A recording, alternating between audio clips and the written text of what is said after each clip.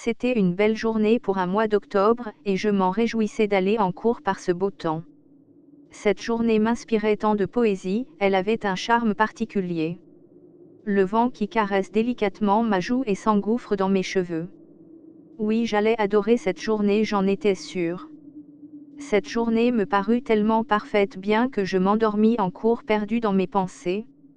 Et d'un coup, dans mon rêve, je me retrouvais au pied d'un cerisier en fleurs avec un immense jardin parsemé de magnifiques fleurs rouges, une cascade et une petite maison. L'atmosphère de ce lieu était merveilleuse, le ciel d'un orangé éclatant constellé de longs nuages roses et de furtives grues. L'eau de cette cascade avait par moments de jolis reflets de multiples couleurs, je me crus ici au paradis.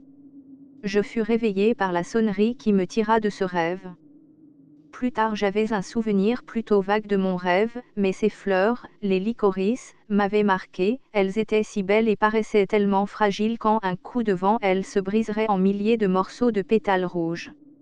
J'en gardais le souvenir toute la journée, comme si ces fleurs me hantaient. Lorsque le soir vint et que le soleil commençait à se coucher, le ciel fut teinté d'orangé et saupoudré de fins et longs nuages roses. Sur la pelouse, à son habitude toujours bien verte, des licorices par milliers se mettaient à joncher le sol. Les grillages avaient disparu pour laisser place à un vaste champ de ces sublimes fleurs.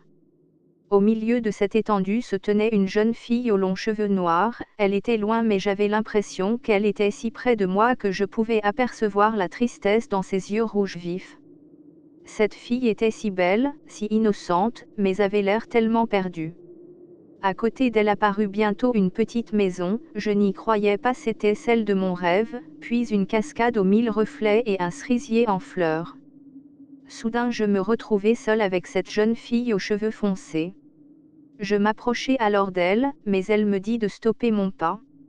Stop, arrête-toi, ne va pas plus loin. Pourquoi? Tu auras le temps de découvrir ce lieu plus tard. En prononçant ces mots, elle s'approcha de moi pour me remettre un bouquet de licorices, je n'osais pas les prendre de peur de briser leurs fragiles pétales.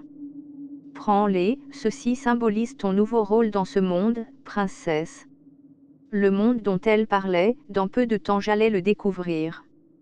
Je n'eus pas le temps de prononcer un seul mot que je me retrouvai vêtue d'un kimono rouge sur lequel des dessins de licorice glissaient du haut jusqu'au bas du vêtement. Et je vécus dans ce monde que l'on appelle l'enfer.